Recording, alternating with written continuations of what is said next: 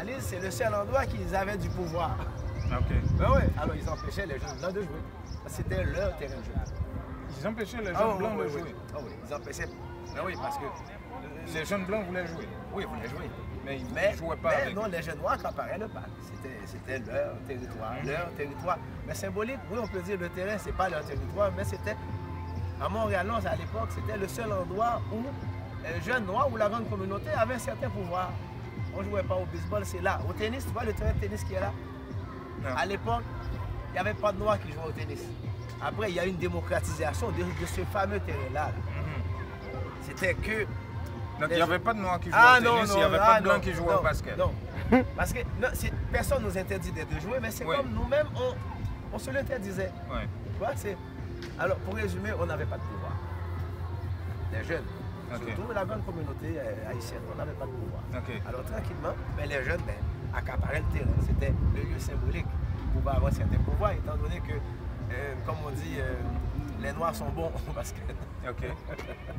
On n'est pas seulement bon là-dedans, mais les Noirs sont bons au basket. Alors, c'est ça. Les jeunes exerçaient ce pouvoir-là. Nous, on a dit, mais c'est pas bon. Parce que nous, on travaille de rue, on travaille avec l'approche de l'éducation populaire. Oui. De Paulo Freire. C'est qu'on s'est dit, oui, on veut construire une société, mais les jeunes, oui, n'ont pas de pouvoir. Mais pour prendre du pouvoir de cette façon-là, c'est pas bon. On ne peut pas reproduire. Oui, on peut être opprimé, mais on ne peut pas reproduire l'oppression. Alors, on peut construire avec l'autre. Alors, on a dit, bon, comment on va construire? Comment on va amener ces jeunes-là à construire? Ben, moi, je ne sais pas jouer au basket. Je n'ai jamais joué au basket. Nous non plus, on n'a jamais joué au basket. Je ne connais même pas les règles du basket. Vous voyez? Mais comme éducateur, on a dit, OK, dans notre travail à nous, l'aspect social, on va créer un tournoi de basket. En invitant les jeunes blancs aussi. Oui, ah oui, oui. Donc, à l'époque, c'était obligatoire. Que chaque équipe il doit avoir obligatoirement un ou deux blancs, de jeunes blancs, filles ou gars. OK. C'était obligatoire. Si l'équipe n'avait pas, mettons, l'autre ethnie, l'équipe n'était pas acceptée. Ah voilà, dans il n'était le pas tournoi. accepté, c'était ça. C'était imposé parce que c'était cette manière-là qu'on arrivait à créer ce vivre ensemble, tranquillement dans le train de basket. Pour moi, le train de basket, c'est toujours symbolique. Hein. C'est un symbole. On l'utilise. Pour moi, ce n'est pas le basket. C'est pas le basket. C'est un médium qu'on utilise pour amener ces jeunes-là qui ne connaissaient pas le mot bénévolat. Alors, les jeunes commencent à faire du bénévolat.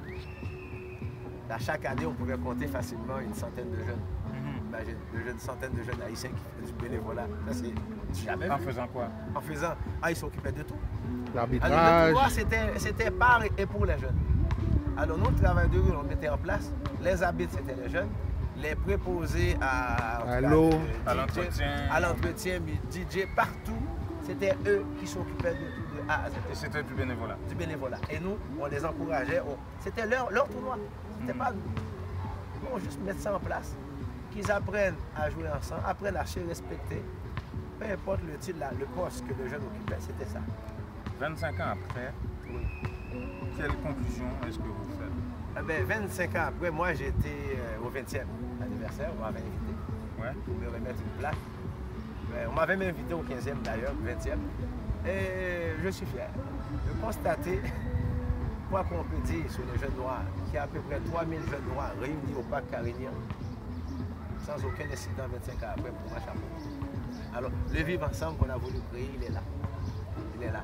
Alors, ça vient de démentir ce que les autres pensent. Ça fait partie du discours politique aujourd'hui, cette histoire de vivre ensemble. Ah non, moi c'est des discours que j'avais il y a 25 ans dans le cadre de mon travail, alors je ne sais pas. Alors, je n'ai pas de droit d'auteur là-dessus, mais je l'utilisais comme le pari pour les jeunes, je l'utilisais depuis il y a 25 ans. Alors, non. Je ne prétends pas être un politicien, moi je suis avant tout un éducateur. Est-ce que vous êtes impliqué dans le 25e? Non, je ne suis pas impliqué. Pourquoi? Je ne sais pas, ça fait à peu près, il me semble, ça fait 9 ans que je ne suis plus autour du tournoi parce que j'ai mon travail. Je travaille pour le bureau de consultation jeunesse alors. J'ai été invité pour le 20e, alors ça fait 5 ans. 5 ans alors. Alors que d'autres personnes s'en occupent, que d'autres personnes amènent le tournoi plus loin, alors pour moi c'est le plus grand plaisir. Alors voilà. Moi cette pérennité-là me plaît. Ah oui? On m'invite tout passer. Ça change rien. Oh non, ça change. De toute façon, c'est votre bébé qui grandit. Ouais, bébé. En soi, Enfin, votre idée. ouais, ben, c'était notre idée. Ouais. Alors oui, j'étais le coordonnateur, oui, j'avais lancé l'idée, mais mes collègues pouvaient aussi refuter l'idée, pouvaient ne pas accepter l'idée, ils ont accepté l'idée. Alors, nous nous sommes mis ensemble pour créer ça. Ça a permis de faire quoi à Montréal-Nord selon vous aujourd'hui? Ça a permis d'éviter, ça a sauvé des dizaines, des milliers de jeunes Il n'y a pas eu de la d'études, rue. il n'y a pas eu d'études qui ont été faites, mais on n'a pas besoin d'être un expert pour constater juste la présence des jeunes pendant une semaine ou 2 semaines. 3000 jeunes noirs dans le même parc, sans aucun incident pour passer. L'impact est là. L'impact est là. Parce que, je disais tout à l'heure, le vivre ensemble est là. Le respect est là. Même si ces jeunes-là ont déjà eu mal à partir dans d'autres endroits, une fois dans ces lieux-là, ça va. C'est comme on dit. Et ils viennent pas seulement de Montréal-Nord, ils viennent de Rivière, de Saint-Michel. Oui, parce que le tournoi à Écho, c'est comme partout. Ouais. Alors ce tournoi-là, j'entends parler à Longueuil, à Laval ou partout où je vais, si on parle des tournois de basket de rue. Alors des fois, ce qui me fait rire, puis quand les gens me parlent, une fois j'étais à Québec, avec le Québec, on me parle du tournoi. Ah oui, il paraît à Montréal-Nord, il y a un fameux tournoi de basket de rue. Je dis, ah oui, c'est bien ça. Tout ça, où ça à Montréal? Là, je dis à Montréal-Nord, là, c'est un quartier, il y a beaucoup de noirs. J'ai dit, mais c'est bien ça. Il a dit, mais moi, je voulais faire ça à Québec. Je lui ai dit, mais je peux t'aider. Il m'a dit, mais toi, t'es qui, toi? Il a dit, mais c'est moi qui écris tout le basket. Il m'a dit, mais non, c'est pas toi, ça peut pas être toi. Ça peut pas être toi. Ah oui, il vous dit ça. Ah oui, c'est correct, c'est pas grave. Moi, ça me fait rire. Ok. Wow.